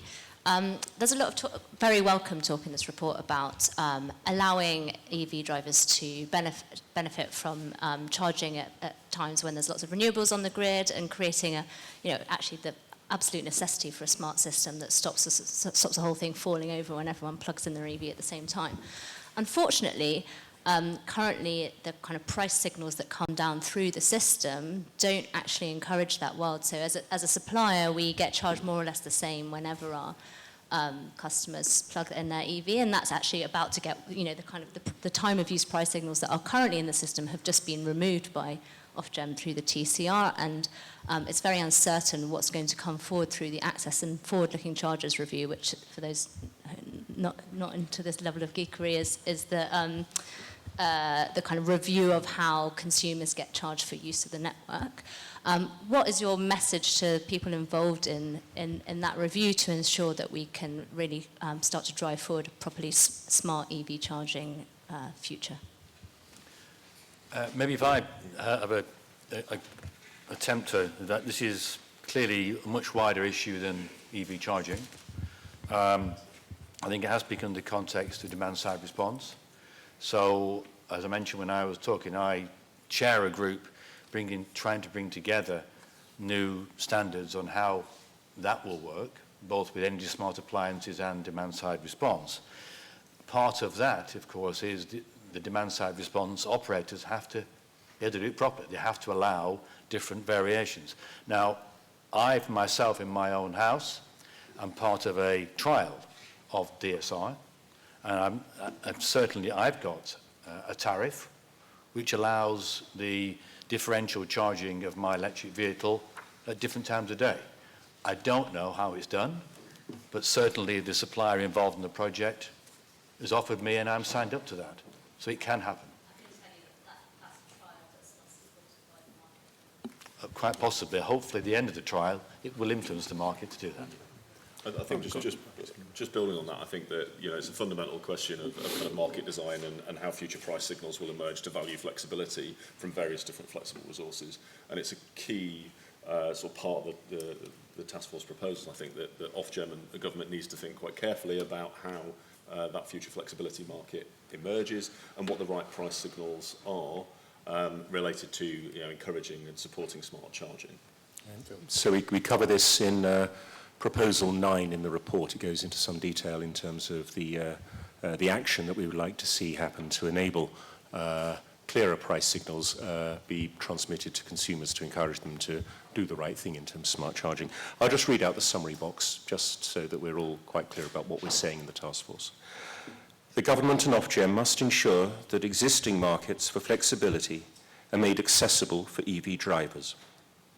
They must also support the development of new, coordinated and accessible markets for flexibility to compete with traditional networks and wider whole system solutions by 2023 at the latest. Markets and price signals should maximise the opportunities for consumers to utilise their flexible resources, including EVs, and sufficiently reward them for offering demand flexibility services that support optimised network operations and investment, emissions reductions, and whole electricity system efficiency. So as I said earlier, we're clearly not in the business of doing market design, but we are, as part of the proposals, recognising a need and then there's lots of work and thinking going on in this space. So all we're saying is more power to it, because those clear signals, I think, are going to be very helpful if we're to see smart charging really be unleashed properly. Excellent, thank you. I'll take the question, gentleman at the back. David Heitch, Franklin Energy. Really very encouraged by the comprehensiveness of the report. However, a couple of things. First of all, how do we get the DNOs to respond quicker than 19 weeks in order to get charge points into the ground and working, which is where we quite often find ourselves today. And that's also linked to the whole issue of the resource base, because if we are to deliver the sort of network and infrastructure that we're talking about, we're going to need a big program of skills development and recruitment into this pool of capability. And we haven't heard a lot about how we're going to do that today. Connections. I guess that one's for me. So we understand the issues, and what we've done at ENA is started last year, we formed a new working group to try and streamline the connection process. And we've started doing that, but there's still a way to go on how to make it quicker and easier. The other thing to note on connections is that a lot of people think that there's just one option with a connection. That's just a firm connection where you have that level of capacity 100% of the time. There's actually, all of the DNOs are now offering flexible connections, which offer you a non-firm connection, so you might not have the full capacity 100% of the time, but what it means is that if you accept that, you can potentially get connected quicker and cheaper. So we're working, they're all offering that now, and we're working under the Open Networks project at ENA to try and standardise that across the country. I'm not so much of an expert on the second part of your question on skills, but know a little bit from my colleagues, and it is a challenge that we're facing at the moment with the proliferation of low carbon technologies and also just digitalisation in general. I even struggle within my team in this space. So we are trying to work with the skills bodies to improve STEM and studies in this space to get more graduates ultimately moving into this space going forward. Thank you. Take a question down the front here. There's a couple here. I'll take the two questions, if I can take them together, and that will have to be the end. So if I can take both questions together, if possible, please. Hiya. Even with all these smart charging in the world, there's always going to be an upper number of vehicles that you can charge on the network currently. Does anyone know how many vehicles that is? And secondly, with the advent of larger batteries going over 100 kilowatt hours, the reliance on opportunity charging is going to decrease, I guess. Does anyone know what a split between home charging and opportunity, public charging is going to be in the next 5 years? So we'll take the other question as well, and then we'll try and pick up both of the answers. Hello, my name's Stephen Broderick. I'm from the University of Southampton, and for the last 2 years I've been extensively modelling the LV systems in the UK with EV charging. About 5 billion individual EV trips and over 200 million weeks of simulation. And what I'm finding is that it's very easy for the EV charging, particularly when coordinated by DSR or markets, to blow the substation fuses. You need about 20% penetration for that to happen. Now, is this aspect being addressed? The ways forward which I found as solutions are to either rewire the LV system at considerable cost or have individual per phase, per feeder, per substation smart systems at that granular level, knowing which house, which EV. Otherwise, you lose control and it's easy to step over the limit and blow fuses. So how is that problem being tackled? I'll go and then others contribute. So I think we sort of started with the first one. Obviously, there is a huge risk from mass uptake. I think that the point to highlight there is the uncertainty about the shape and form of that uptake in terms of charging and mobility, which relates back to the need to better understanding and thinking about how that charging provision might evolve over time and how that might relate over our near and longer term time horizons.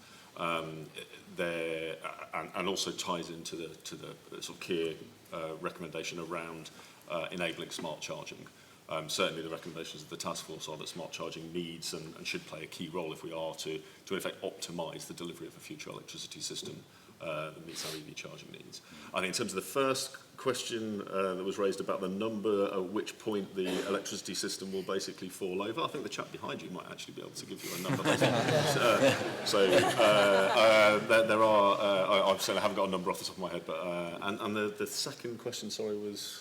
Yeah, will the reliance on like the mix of public charging and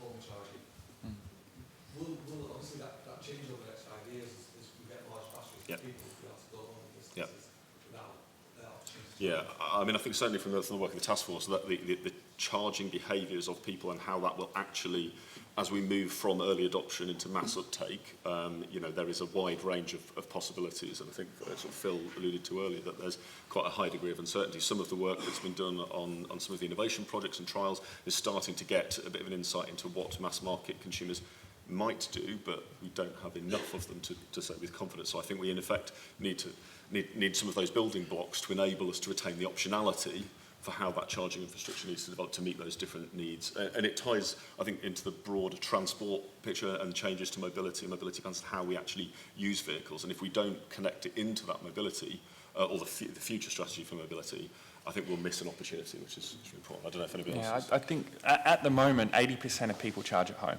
I mean, it slightly varies across trials, but that's the average figure. How that will evolve over time, you know, depending whether the batteries in the car get bigger, I'm not sure. I've been told that actually they're going to stay about the same. They don't need to get bigger because people will be taking more public transport, or they will be using readily available fast chargers that are public. But in some respects, it doesn't really matter because it's about range anxiety. So people are not buying, or one of the blockers, and I think it's often the highest blocker, to getting an EV is that range anxiety. So they need to be there to promote the uptake of them, even if you only use them once a year.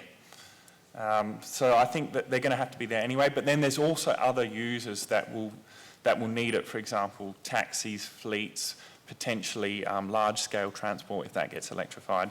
So there'll be people that use it.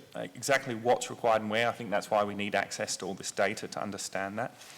On the second question, which was around substation fuses, which I spend quite a lot of time on, unfortunately, yeah, it is a problem. And it's a big concern of ours because in the UK, the networks are designed assuming, on average, 1 to 2 kilowatts per house, effectively, what we call the after diversity maximum demand.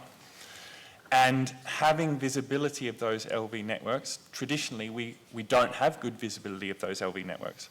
So we're running a range of different innovation trials to try and get cheap monitoring devices out there, use other data sources to understand what's happening on the network, use smart meter data to get a picture of what's happening on the network, and trying to combine these different sources so that we can understand what's happening there and prevent the fuse blowing ultimately. And if we can do that via market solutions, that would be our preference. We want to do that. But one of the recommendations from the task force is around that sort of emergency last ditch option before the fuse blows. And I think just speaking for the manufacturers who are also in that market as well, there are a variety of products that are available and could be used, and we're very much working with the network to try and make sure that we don't over-capacity, have too much kit on the grid, but sufficient that you don't, what you're saying does happen, doesn't happen, and that's where smart charging comes in. Because if we have full smart charging, we can upgrade what we need to upgrade, but not go too far. I'm going to have to draw it to a close there because I think the coffee's getting cold and I'm being shouted at through every single communication possibility at the moment by my team. So a couple of things. What I would do, just very briefly, is some of these questions, and one of the things that we did with the task force was try to bring together all of the relatively disparate but highly relevant work that's going on out there. So there is a report from the Energy Technologies Institute under the Energy Systems Catapult, the Consumer Vehicles Energy and Integration Report, which looks at mass market uptake and charging behaviour. I think I'm right in saying that that came out with about 5.5 kilowatt hours per day average use. It's not a huge amount. We've got Electric Nation and My Electric Avenue that looked at some of these other. So there's a lot of data, and the reference list, if there's some key pages, the reference list in the report is a mine of information for a range of data here. So the team will be around for coffee. Can I also mention we've got 2 visual thinkers who you will see downstairs trying to put some pictures to all of these words that we've talked about. So please go and engage with them. Tell them what you think we should be visualising, because that will be an interpretation of the EVET going forward. So grab a cup of coffee. We will try and start again at 4:55.